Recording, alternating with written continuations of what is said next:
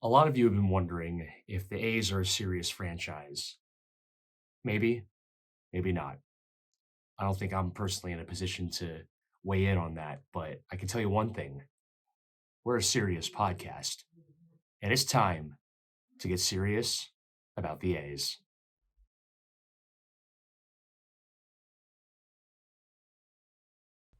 Welcome back, everybody. This is episode 4 of Funnyball. We got lots of serious A's baseball to discuss. My name is Will.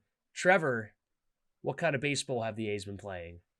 Well, the A's are playing phenomenal baseball right now. I am on cloud 9. The team is winning the World Series at some point, maybe not this year, but my faith has been restored that the A's will one day again climb the mountaintop.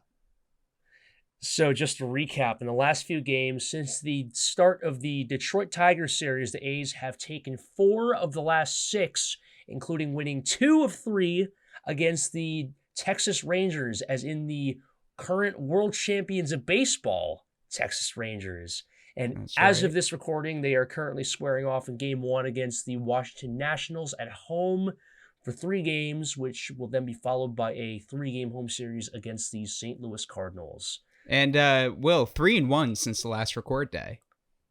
That's pretty good. We didn't have to wait very long for that.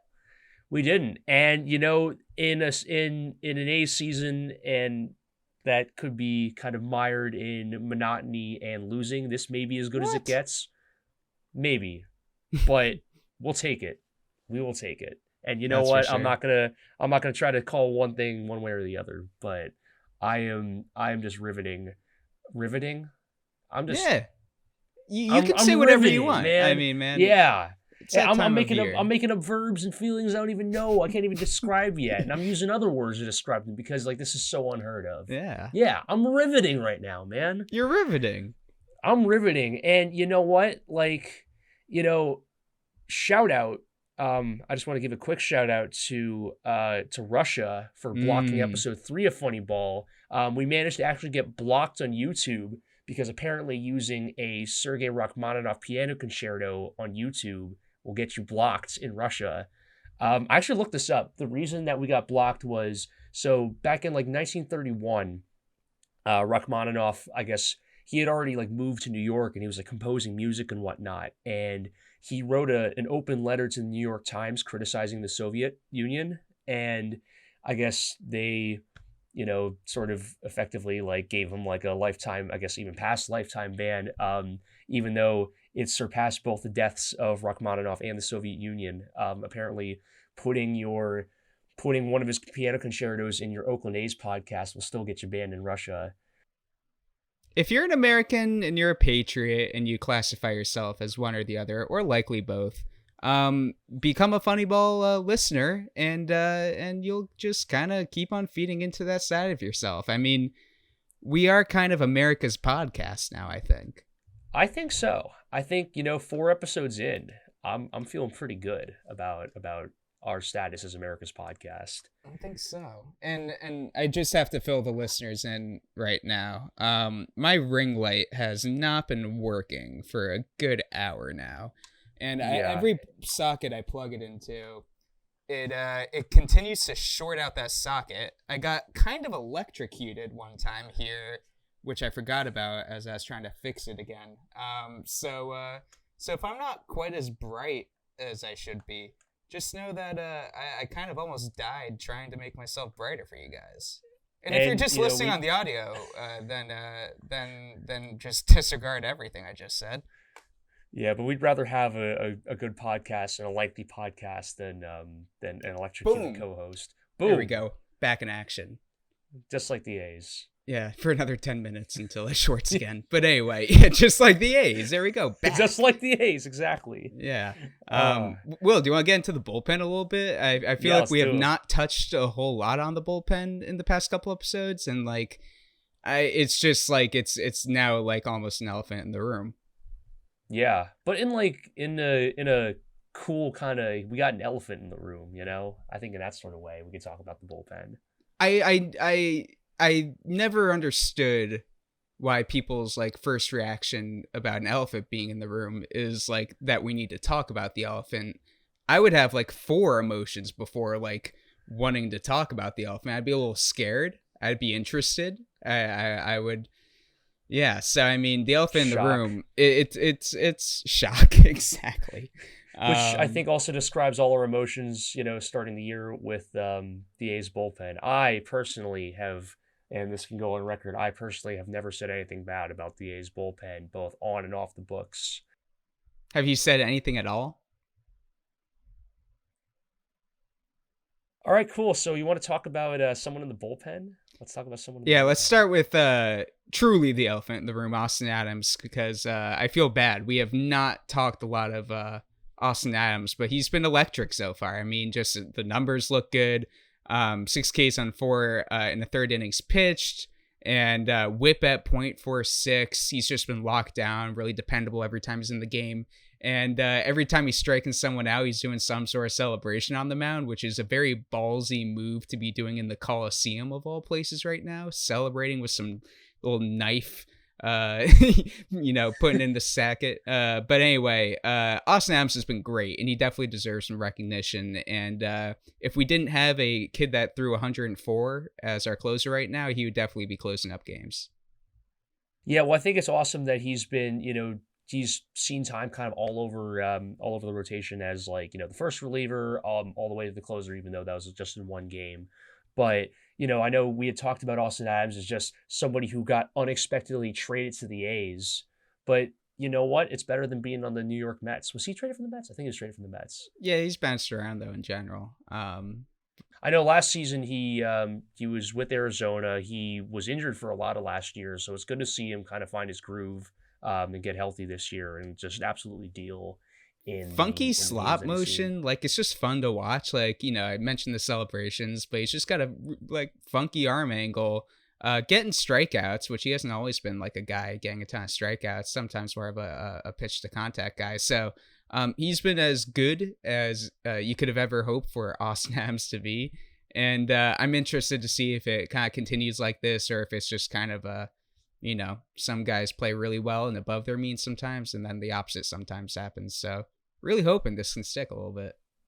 Yeah, absolutely. He's really been he's been a stabilizing presence. And also, speaking of stabilizing presences, I want to get into Kyle Muller. That guy's been holding it down since opening day. I mean, literally on opening day when the A's were getting shelled, they threw him in there, and he was able to stop the bleeding in the Guardians series. He was able to stop the bleeding in the Red Sox series.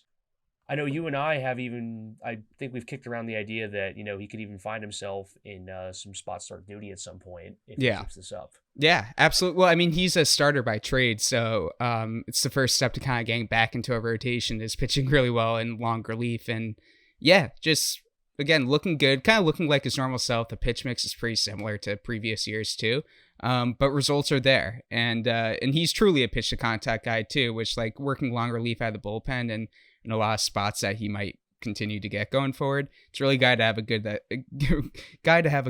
really good to have a guy that can, just keep the ball in play and not, walk a ton of dudes. So Kyle Muller's been fantastic too, just all considered. I mean, expectations going in, he might not even make the team and all that. So. And also, I will mention quickly, my ring light's gone out again. I've given up. I don't want to electrocute myself. That's okay.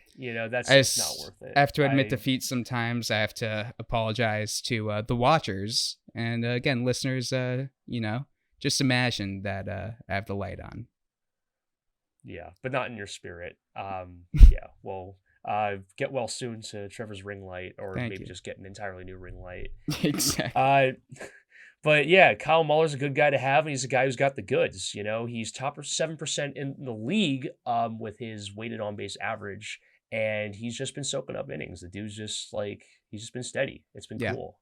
It's been great. You see this with a ton of dudes too, who kind of are unheralded starters, get booted to the bullpen, but then kind of come back and really stick in the rotation long term. Just plenty of guys that have kind of gone through this phase of pitching out of the bullpen. After being a starter for a bit. So yeah, I mean, I definitely don't think a demotion to the bullpen for any starter is just writing them off. They are now in the bullpen going forward forever. He can definitely work his way back in the rotation, and the way he's looking right now, who knows? We'll see. He could be really good.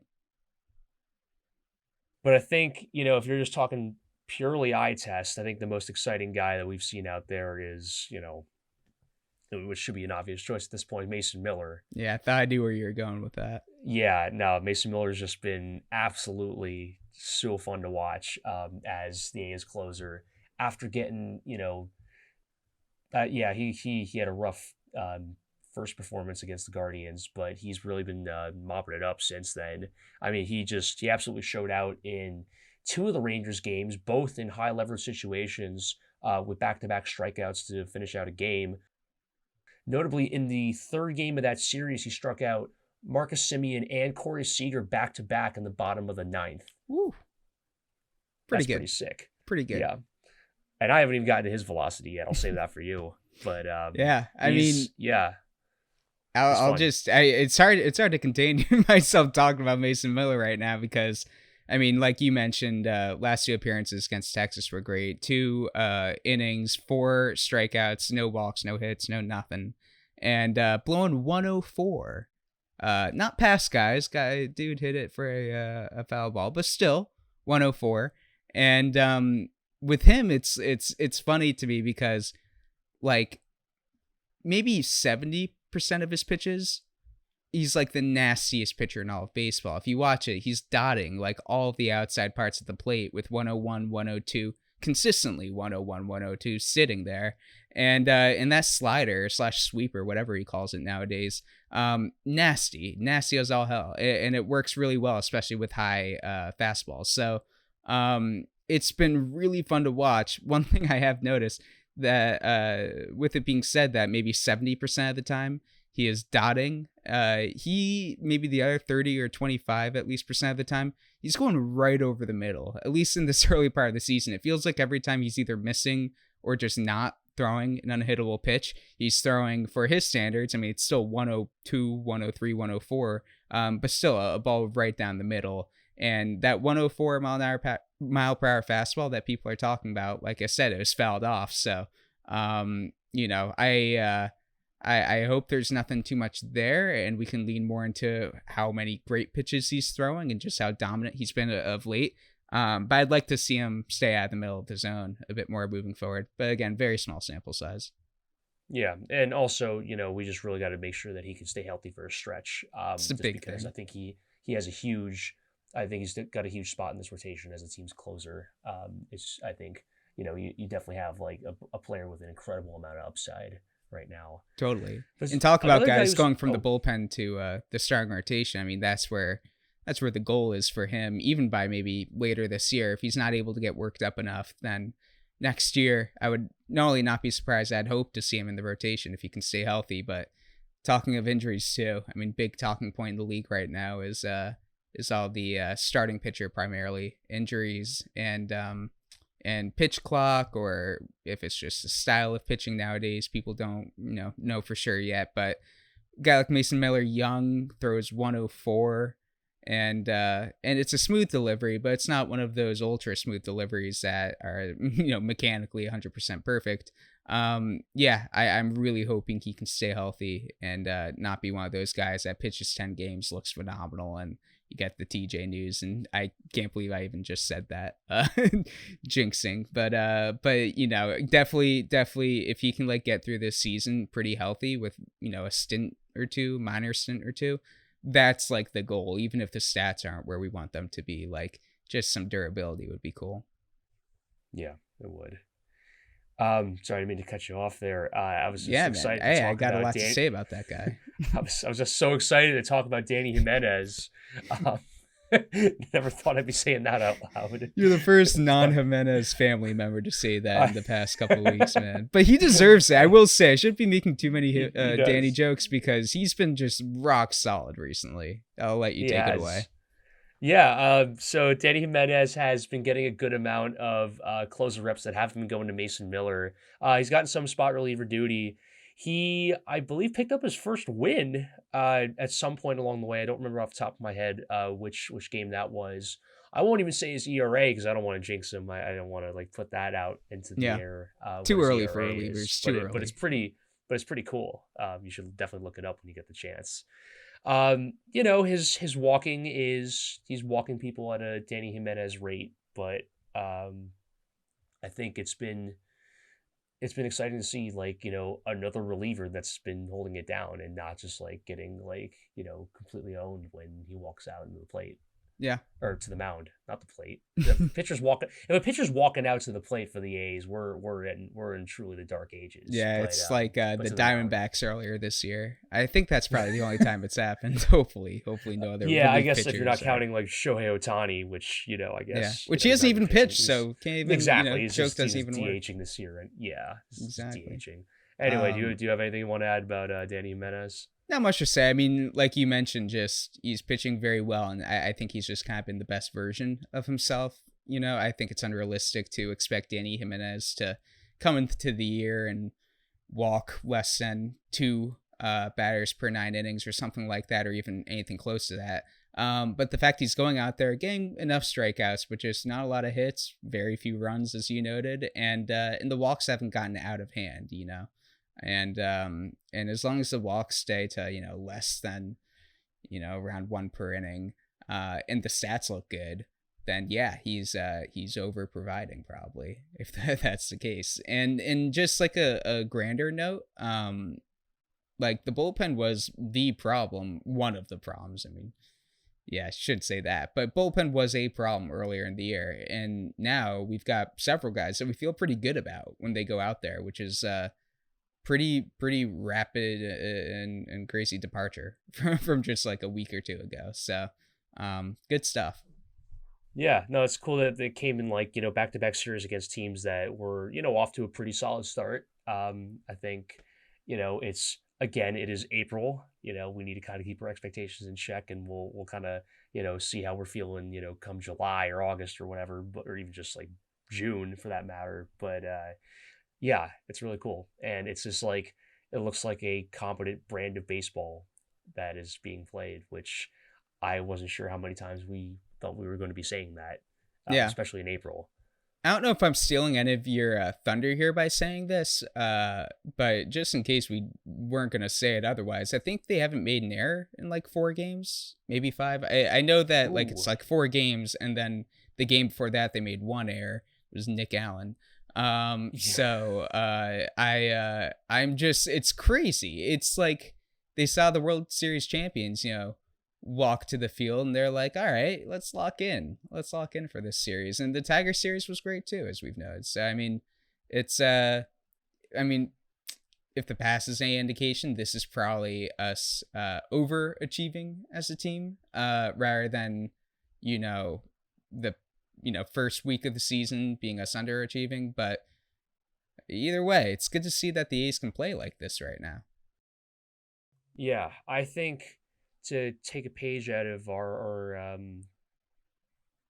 good friend Davis Clark's playbook, they're absolutely locked in right now. I saw that I'm just checking this right now just to make sure we're not putting bad info out there, but yeah, the A's did not have an error in the entire Rangers series, which is like nutty to think about, given where how they were making the headlines about like a week or so ago.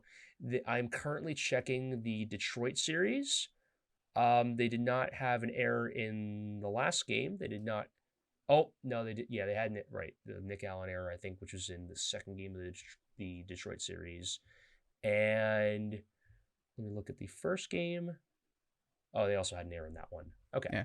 I'd like to think that the A's walked into town in Arlington, and the Rangers were expecting the A's, and then the A's did what they just did, and the Rangers are like, what's going on? Like, because the A's come in, they have the most errors in baseball. Only one guy is really throwing the ball well in the starting rotation. They come to Texas. They blank them one game. They put up some runs at another. Shea Langoliers goes deep 3 times. No errors in the series for these. Just very clean baseball. It's like, I just have to imagine the Rangers like are so confused right now. I just imagine like somehow somewhere in some universe, Brad Pitt playing Billy Bean just like heard the crack of the bat, and it was just kind of like, you know, that famous part of Moneyball where it's like, you know, like that's what he heard when Shea Langeliers was crushed that first home run. Exactly. Pretty cool what you just did, by the way. First Moneyball reference on the podcast. Yeah, cool. we managed to go 3.5. We went like 3.4, 3.3. Yeah, 3.3. I'm gonna say like 3.3 episodes without making a Funnyball. It's really great content right now. Yeah. This math section right here. It's delighting the people. Yeah. But one other thing that I thought was also impressive with the A's win in the Rangers series, the A's wins in the Rangers series, was that Brent Rooker was actually out for some of those games, and so Brent Rooker was recently placed on the 10-day injured list, I think, with a rib injury that was sidelining, not sidelining, just I guess sideline's kind of more like a football. No, that's you can use sideline. He was sidelined. Yeah, he was sidelined with a rib injury.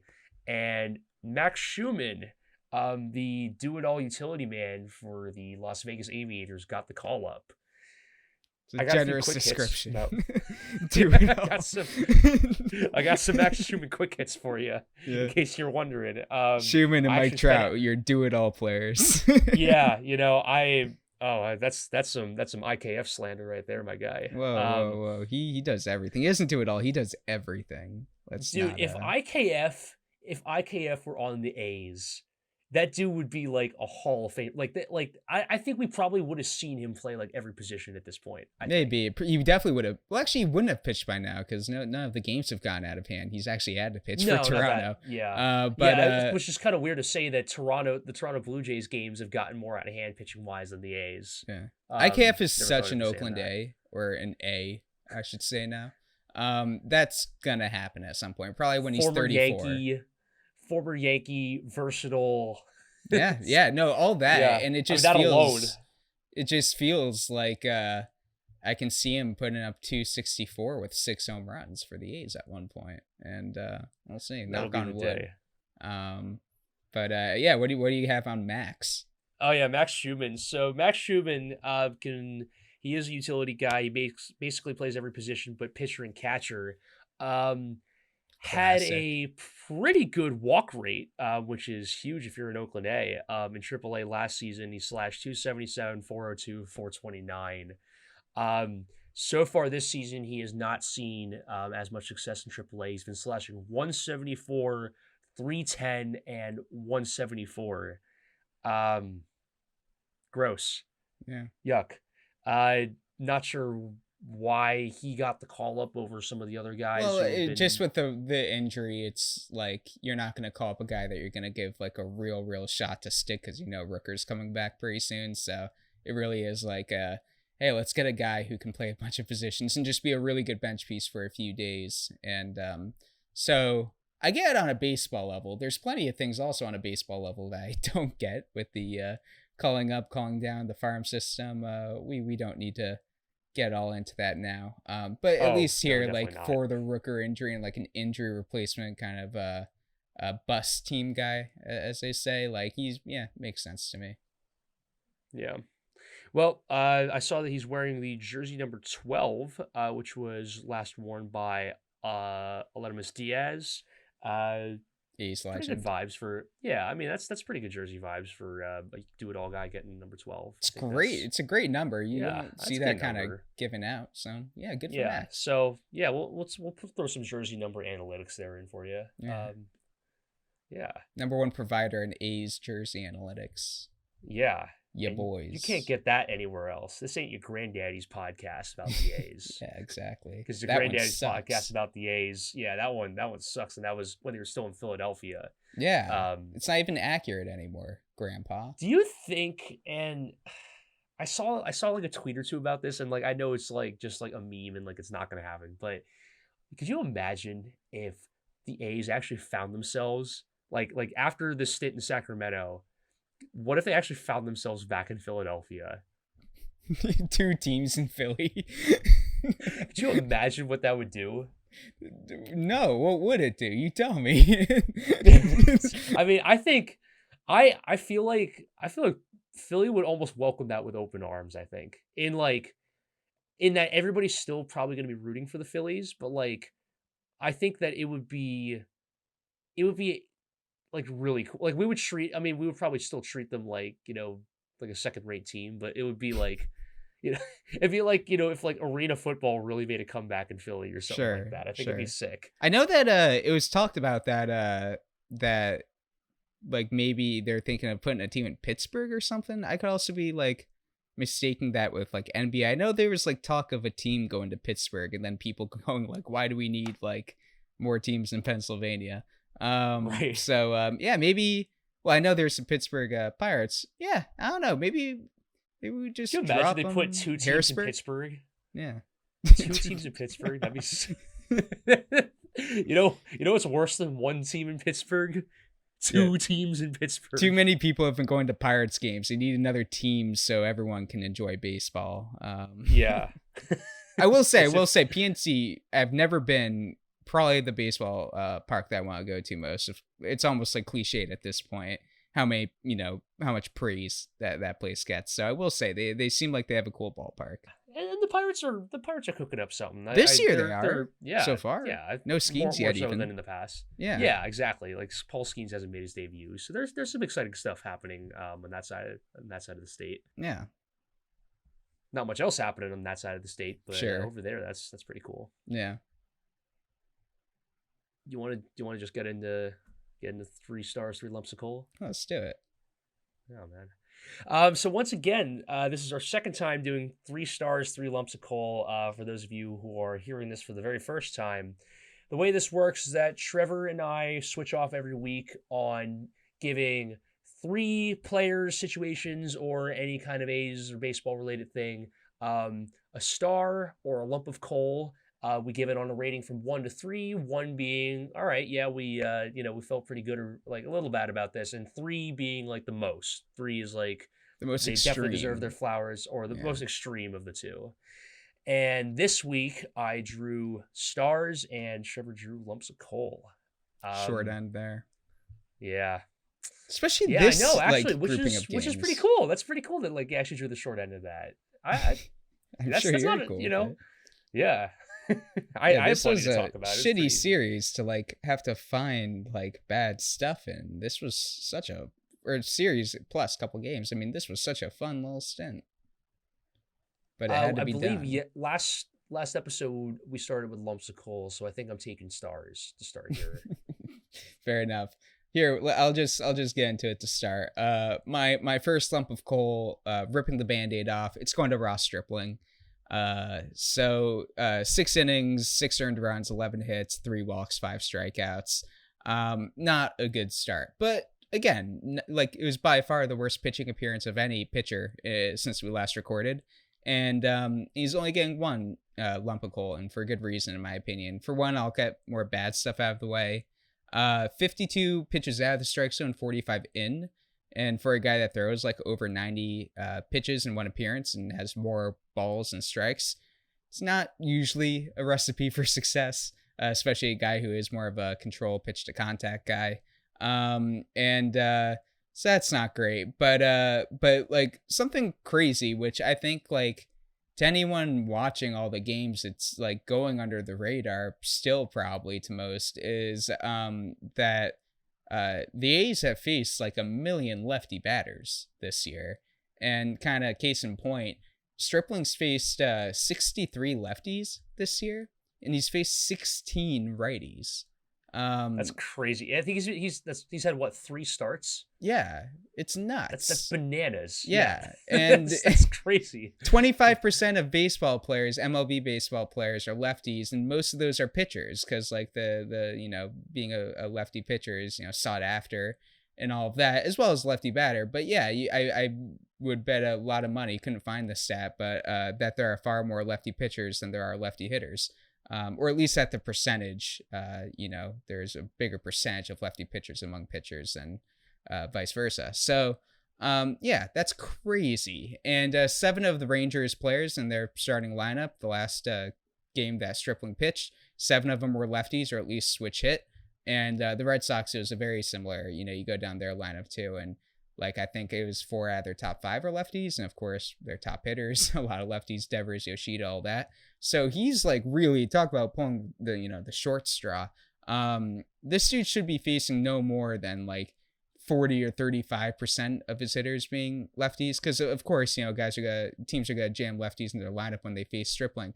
But yeah, he's just a couple teams that have like just an absolute like just crazy amount of lefties on their roster. So I want to like couch his bat statistics, and like he's really had the cards and the deck stacked against him. And something else too is that his changeup, he's thrown his changeup 63 times this year. He's thrown it 60 times to lefties and 3 times to righties. And that's common across baseball. Guys have pitches they'll only throw to one, side of the plate versus the other.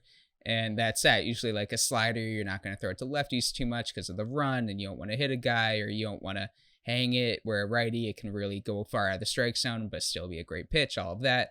So a similar thing with the changeup. He likes it against the lefties, and lefties, and everyone for that matter, are hitting it for a 364 batting average right now, which is concerning, and kind of is part of the recipe of how he's struggling this year, facing a bunch of lefties. Lefties are hitting his pitch that he only throws to lefties.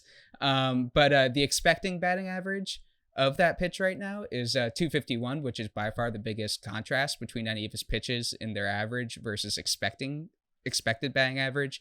And for those that don't know, your expected batting average, it's a StatCast stat, and can't do all the numbers and figures that go into that, but essentially it is giving you what the average should be based on how hard the balls were hit and the launch angle and all of that. So it kind of just means that the changeup, even though it's been hit for a 360 whatever average, guys aren't hitting it terribly hard. It should be around a 251 batting average statistically.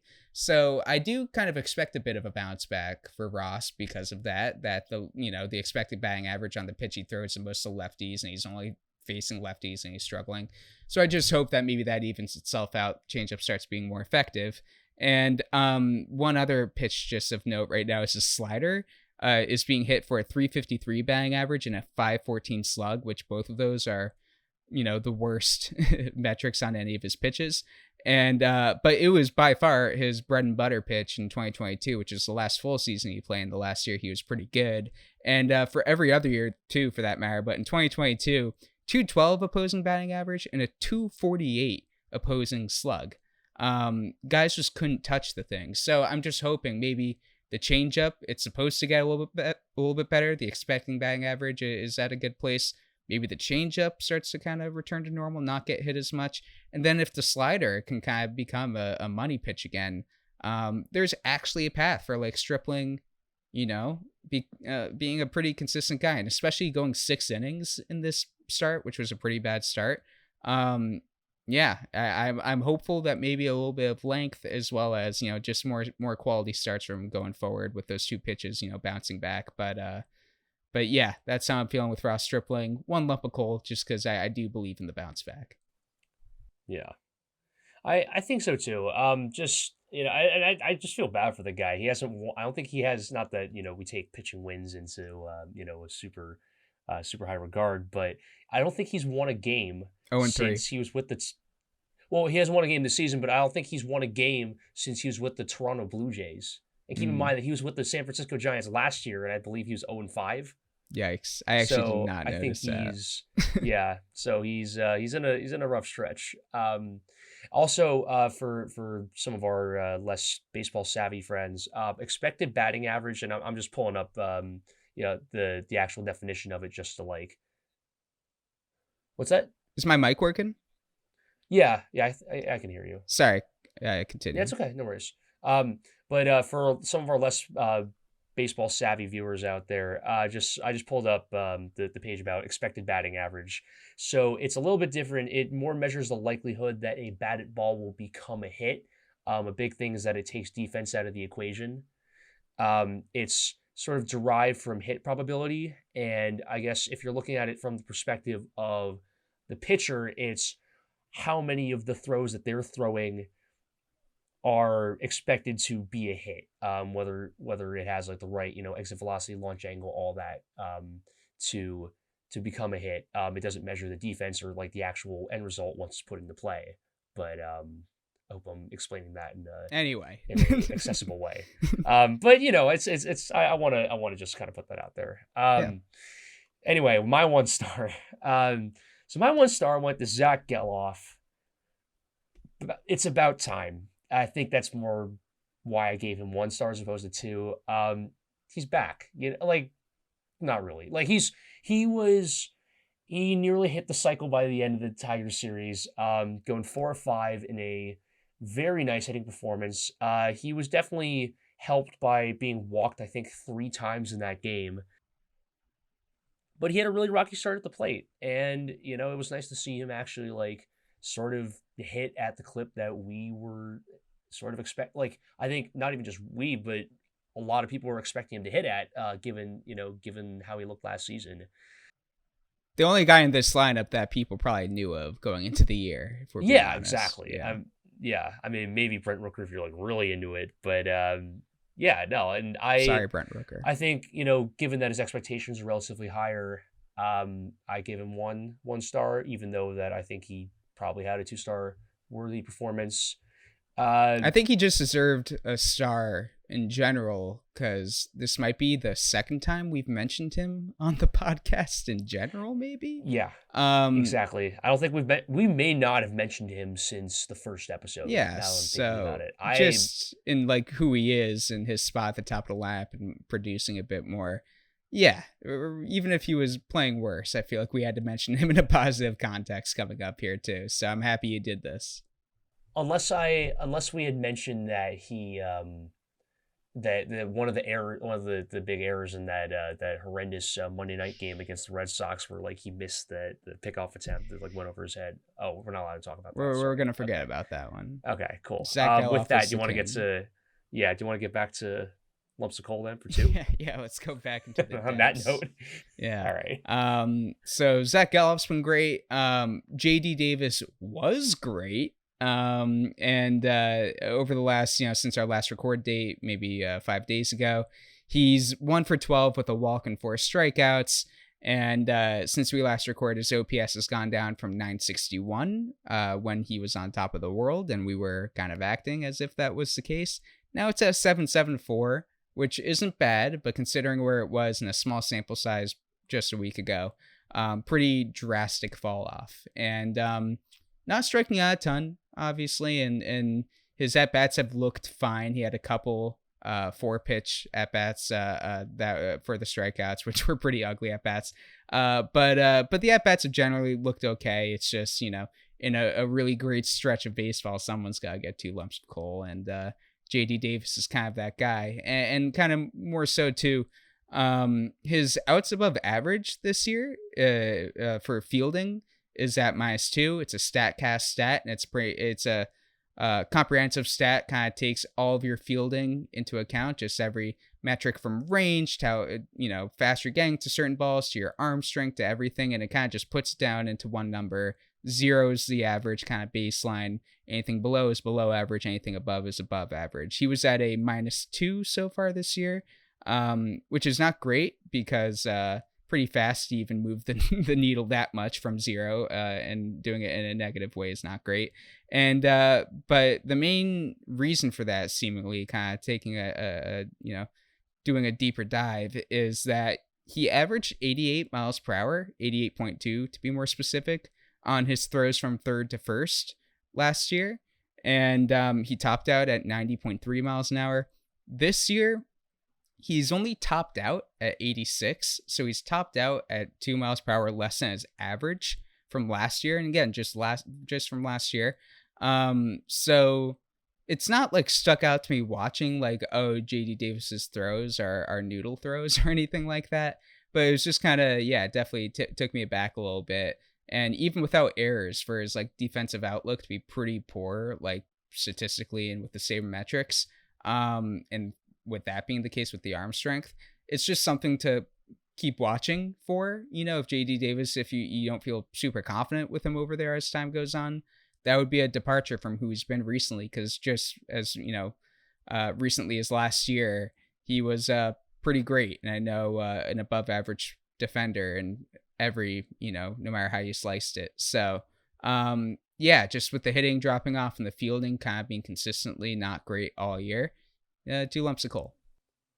Yeah. I'm looking right now, 2023 with the Giants, he actually had an OAA of 6, which is, that's good, right? I think that's pretty good. Yeah. Yeah. OAA, big news if you're a Yankee, if you're evaluating players as a Yankee, right? Is that oh, thing, yeah, right? yeah. That was a thing of, I think they've changed how they've done things, but there is a period of time when the Yankees were like putting out some pretty not horrid, but pretty bad, like baseball, MLB level defenders, decent enough to be up at the big leagues, but they were putting out these guys and claiming they were terrific defenders and saying, oh, look at their outs above average. But then just about every other defensive metric was pretty awful for them. And even as it's kind of funny too, because like, for example, Volpe won the Gold Glove for the Yankees last year, and his outs above average, I believe, was fantastic. But a lot of other statistics for him were kind of lagging behind. And I this doesn't really matter nowadays. I think he led shortstops in errors, which doesn't matter, at its face. But when you combine it with a few other putrid like underlying metrics, it's kind of funny that baseball eventually was like, "All right, Yankees, we'll believe you. We'll say that's good." Volpe's just got announced as the leadoff hitter for the Yankees, didn't he? Yeah. Hey, not a Yankees pod, Will. Come on. Oh, we gotta stick to. Yeah, we're an A's pod. I mean, boo. But I just boo the Yankees, man. Boo the yeah. Yeah, I sure did. But yeah. So JD Davis, 2 lumps of coal for that dude. Yeah. Well, my 2 lumps of coal. 2 lumps of coal.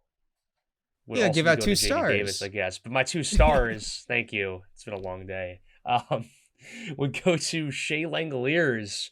What a homecoming that guy has had. The Texas man coming home to Texas, not far from where he played in college, I believe was Baylor.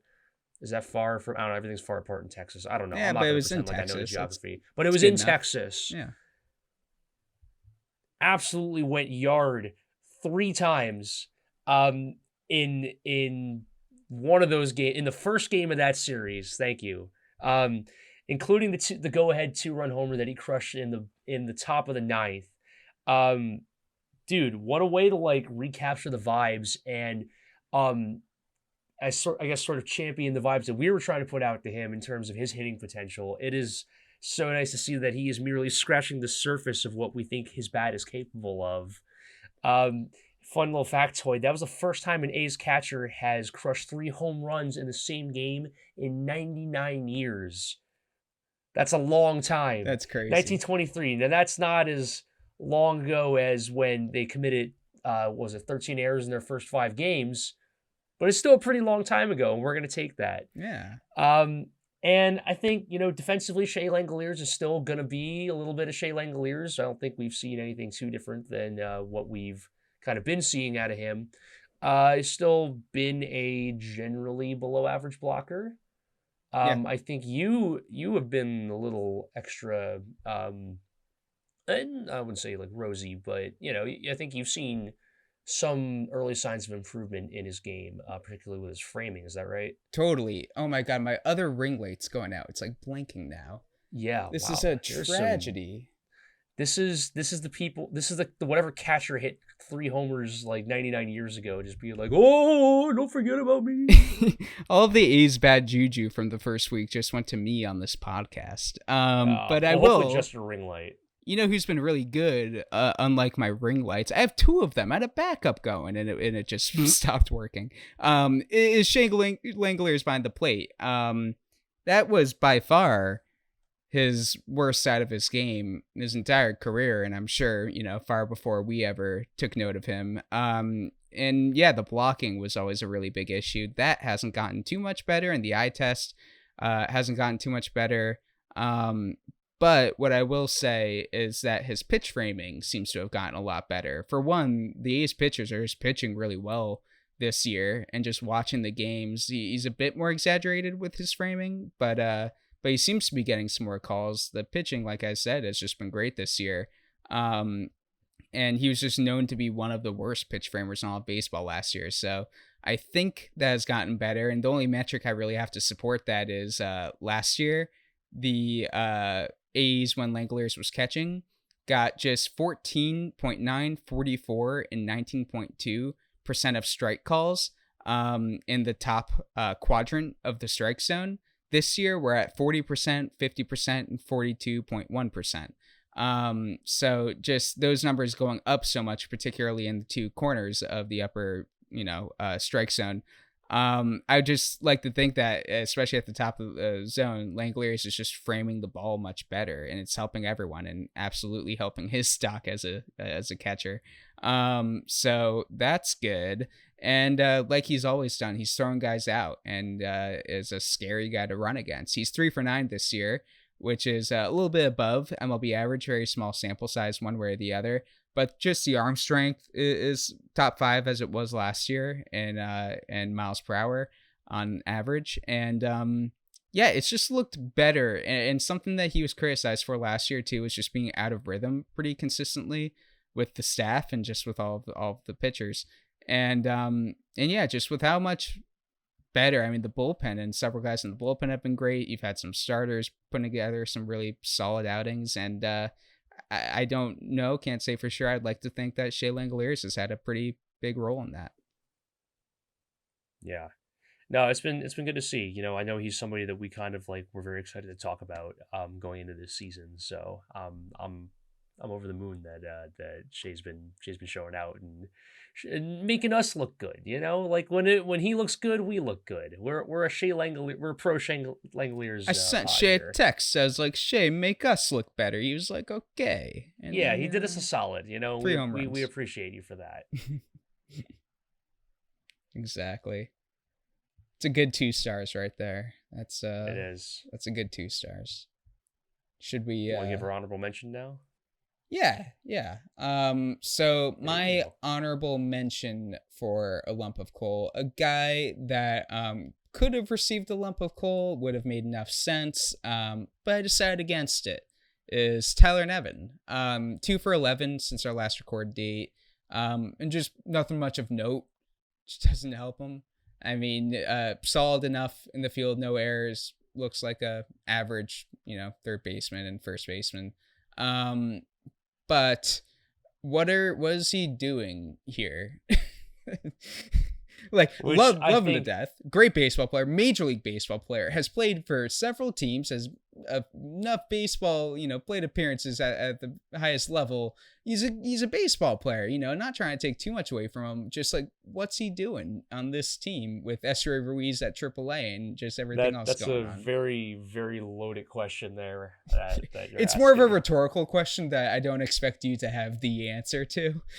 But I got answers. If you have the answer, then I'd love to hear it. But maybe, that's my honorable mention is Tyler Nevin. And again, the stats aren't great, but again, just nothing awful, nothing that sticks in my head is like, oh, that play that Tyler Nevin made or didn't make or whatever the case. It's just frustrating because it'd be one thing if there's a bunch of young guys at the big league level getting plate appearances, or at least guys that have a bit more pedigree or a bit more of an upside that you can reasonably say that he has. Nevin is the ultimate stopgap for something else to happen, but with Ruiz hitting at AAA and a host of other names that you could call up and give a shot, younger guys, it's just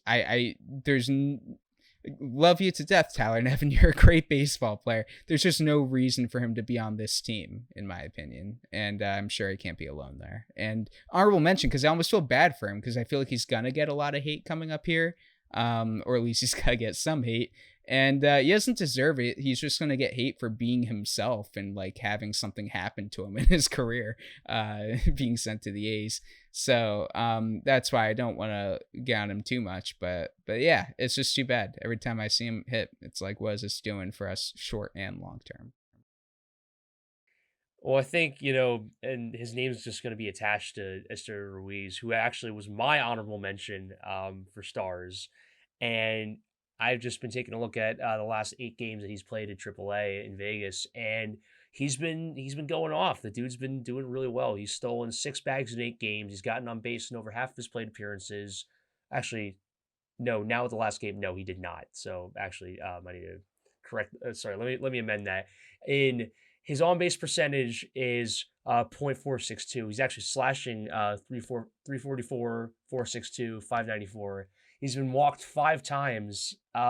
Really exciting stuff for Mr. Ruiz. We see you, dude. Please keep it up. It's kind of strange that this timeline has sort of inexplicably tied you and Tyler Nevin together.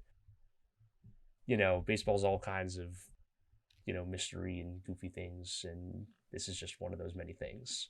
I hope those guys can get brunch someday and just work. Yeah, they should. Out. They should. And it's like you said, Tyler Nevin, I think he's just gonna go about his business, and he's just going to get a lot of hate just by virtue of how he got there at the expense of Esther Ruiz, and that's like nothing on what he did. Yeah. Well, just if you were to tell me that Tyler Nevin, the A's are enamored and Kotsay and the front office are enamored with him, there's so much untapped potential. He's definitely going to be a future part of this team. If that were to come out in some sort of way, which it won't, it would have to be a different player probably.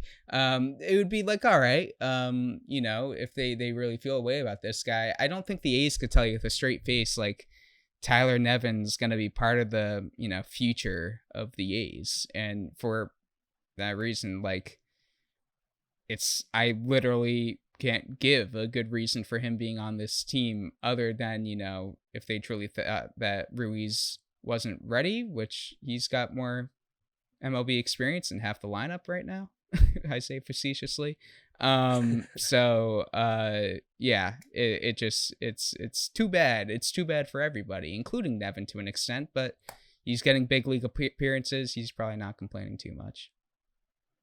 So do you want to do your 3 stars first, or your 3 lumps of coal? Should I give my 3 stars? Sorry, but the 3 category, that is where I was going with that. We'll call it that yours, or you want to do mine? I'll do mine. All right. Hey. I'll start with the bad good, and then we can get in. Start with the bad good. I'll start with the bad first, and then you can get into the good. So yeah, I mean, Nick Allen. I won't drum up any suspense. 1 for 9 with a walk and 2 strikeouts since our last record date, and there's some stuff to pick on from these last 4 games. That again, 1 for 9 is 1 for 9, but 2 for 22 in April, which is with 5 strikeouts, no extra base hits, and a comically low .258 OPS. And that's why I want to kind of focus on is that not only is it 1 for 9, it's 2 1 for 9s in a row, almost literally. And this would all be okay, kind of, if he was playing really well in the field. I mean, his reputation is of being a glove first shortstop, which there's not a whole lot of those guys that are true glove first shortstops, and all of them usually have starting jobs in the big leagues if they can hit a lick. Unfortunately, I don't know if Nick Allen can. I'll stick with the defensive stuff first, I guess. He's -2 in StatCast run value, which I think I explained before, is just the all-encompassing fielding stat that StatCast kind of compiles. And it's kind of the easiest way to get a read of a guy of how well he's playing defense is just if you want to look at one number. And his is -2 right now, which ranks him the 3rd percentile in all of baseball, which, again, that doesn't give all the context. That's not just shortstops. It's everybody and everything, whatever. But if you're 3rd percentile in anything in life, you probably don't have a case to say, no, I'm actually 90. Look at it this way. There's no good way of slicing Nick Allen's fielding this year. And another way of looking at it, last year he was at a 0 in fielding run value, just to show that's not a fluky set that's always graded him poorly. And he was a 7 the year before, and pretty much the same amount of plate appearances as he got in 2023. And a 0 last year put him at 53rd percentile, and a 7 put him at 87th percentile. And Yeah, it's just kind of staggering. He's got the 31st worst OPS in baseball right now, which was not as bad as I thought when I was going in for that stat. But then I remembered that he started the year hitting 308 with a 770 OPS and 4 hits and 2 doubles in March. So to have the 31st worst OPS in all of baseball and to start out in 4 or 5 games with a 770 OPS in this small of a sample size, I think it just kind of shows the cliff dive that's kind of occurred. But yeah, it's too bad too, because he had such a great spring. We were pretty excited for him going into the year. He had talked about working with Driveline this offseason, which is a hitting consulting company, for lack of a better phrase. And yeah, so far just pretty bad early returns here. Yeah. Well, again, it's I guess if you're a glass half full, God, I cannot talk today. A glass half full, glass half empty person. You're hoping that he'll turn it around. If we've seen something good out of him earlier on, but yeah, 3 lumps of coal. The 3 stars though, 3 of them. I got 3 stars for you. I want to hear him. All right. So I got 3 stars, and here are their names: John, Patrick, and Sears. Notice I didn't say JP Sears, because in the last pod I called you just Posen Sears, but you're actually John Patrick Sears. That's awful that you did that, by the way. I know, it really was like heinous.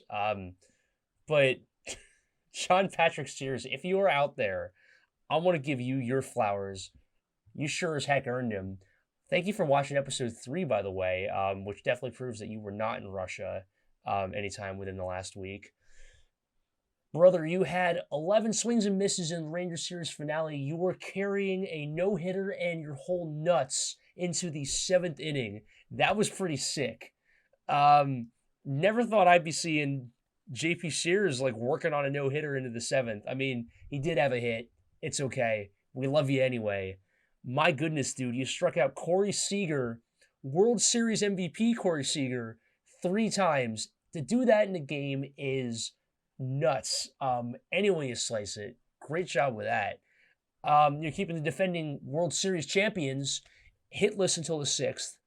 You walked a couple guys. Who cares? I don't care. This is nice stuff, and you are absolutely earning your stars this week, John Patrick Sears. Awesome performance. That got me super fired up. Yeah. Yeah. I got nothing much to add there. I mean, you kind of covered it. Just a dominant start, and coming off the heels of 2 pretty not dominant starts. It was reassuring, as well as it gives us something to really look forward to with him, where if he goes out here this year and puts together 3 mediocre to awful starts to open the year, and especially not being a stuff guy, being a high velocity, high strikeout guy. If he's walking guys and giving up hits and giving up runs, there's literally nothing that we could point to get excited about with him. So him, and of course, small sample size, early year, it's not like we would write him off if he had 3 bad starts, but we wouldn't be on here saying, let's look forward to the next JP Sears start either. So yeah, and we're not really throwing around the 3-letter A word, on a pitcher yet. But it's fun. It's cool. It's all right. Yeah, it's all right. Yeah, not bad. Yeah. And I know we had to talk about Tyler Nevin, but it really pains me that I'm gonna have to. Wait, are you saying you have something more to talk about with Tyler Nevin? Is there something more there? Oh, you haven't heard? No. Tyler, I'm not talking about. Well, you're talking about Tyler Nevin, the baseball player for the Oakland A's. Yeah, of course. Yeah. But I'm talking about Tyler Nevin, the one of the implicators in the infamous No to Nevin Fisher triangle. Oh. That Tyler Nevin. I'm not aware. Oh, well, let me make you aware. Because is time. Oh, it is time for our very first ever tinfoil hat time. And I made this, kind of look a little like a German helmet, but I'm gonna get a little low because I don't want to, speak a little too loud here in case Tyler Nevin or John Fisher. Yeah, it's probably for the best. Where did tinfoil hats originate? Who was the first one to make a tinfoil hat? I'm gonna look that up right now. I have no idea. Where did the first tinfoil hat come from? It's gonna be like That someone was terrible. what? Okay, Vice magazine wrote that the tinfoil hat in pop culture can be traced back in a very weird and prescient short story written in 1927 by Julian Huxley titled The Tissue Culture King, wherein the main character uses a metal hat to prevent being mind controlled by the villain scientist. Okay, that's actually been around longer than I thought. I wonder, do you think that's like, again, this is with no context in the first time I'm hearing this. Do you think that's maybe like it was like a whole conspiracy that the scientist was mind controlling people and then he put on the tinfoil hat to protect himself, but he was like getting all out of sorts for nothing, and then that became a symbol of a conspiracy? Or am I reading too much into it? As the guy with the tinfoil hat on, I don't think you're ever reading too much into it. I think you're never allowed to answer that question with yes, you are reading too much into it when you're wearing that. Yeah. Yeah. I'm certainly not in a position to do that. I feel better already, actually. Yeah, I feel pretty nice left that, out. all those voices in my head are in, telling me to stop watching the A's. It feels great. Yeah. It's so freeing. Is this what you feel like all the time? Okay. So let me start with this. So Ryan Noda, first baseman for the A's, was out for a couple games this week because he got hit in the hand with the pitching machine. He took a pretty fast ball right to the hand, and that hurt his hand, and he was out for a couple games, and he's back now. But what if I told you that he was actually the target of something much larger? So to start here, Tyler Nevin, utility man for the A's, he was drafted as a 38th overall pick in the 2015 MLB draft. The last two digits of Ryan Noda's batting average with the high A Dunedin Blue Jays was also 38. Oh, geez. Oh, God, the voices, they're back. Okay, sorry. Oh, my God, that's so much better. Okay. I'm listening. We're all listening. Yeah. So Tyler Nevin and Ryan Noda both made their major league debuts on their birthdays. But here's where it gets really interesting. So Phil Nevin, Tyler's father, was the first overall pick in the 1992 MLB draft. 1 is the same base that Ryan Noda plays. 1992 was the same year that John Fisher actually purchased a stake in the San Francisco Giants. I'm listening. Which eventually became the money that he used to purchase the Oakland A's. You ready for this one? The San Francisco Giants use orange, black, and white as their base colors. John Fisher was also a graduate of Princeton University, another school that uses black and orange in their base colors. Okay. Tyler Nevin was claimed off of waivers from the Baltimore Orioles, another team that uses black and orange. Tyler Nevin and Ryan Noda both have 0 barrels so far this season. 0 looks like the letter O for Oakland Orioles. You see where I'm getting at here? I can't wait to see where you keep going with this. So San Francisco is actually now home to the Golden State Warriors, who used to play in Oakland. San Francisco also may or may not have had a hand in the A's move to Sacramento, mainly so they could have a monopoly over baseball in the Bay Area. But here's my favorite part. So John Fisher was actually part of a movement in the late 1990s to keep the Giants in San Francisco. Kind of ironic, right? So in order to prevent them from moving to Florida, he actually supported an investment group that actually ended up building Oracle Park in San Francisco. Oracle, Oriole, 0 barrels, Oakland. Oracle is the same name of the arena that the Warriors used to play in Oakland. That's true. If you found any gaps in my theory, let me tell you this. John Fisher is actually the son of Gap founders Donald and Doris Fisher. So that answers any gaps in my story. I think without any doubt in my mind, Tyler Nevin was an agent sent by John Fisher to take this team out from the inside. Ryan Noda was only the first target, first base, first target. Changed my mind. Ryan Noda, if you're hearing this, you got to stop. Your smoke is too tough. Your walk rate is too high. Your defense is too mid. Your WAR is too close to 0. Tyler Nevin and John Fisher will kill you, Ryan, with a pitching machine aimed right at your nodas. They missed the first time. They're not going to miss again. This team makes no damn sense. Compels me, though.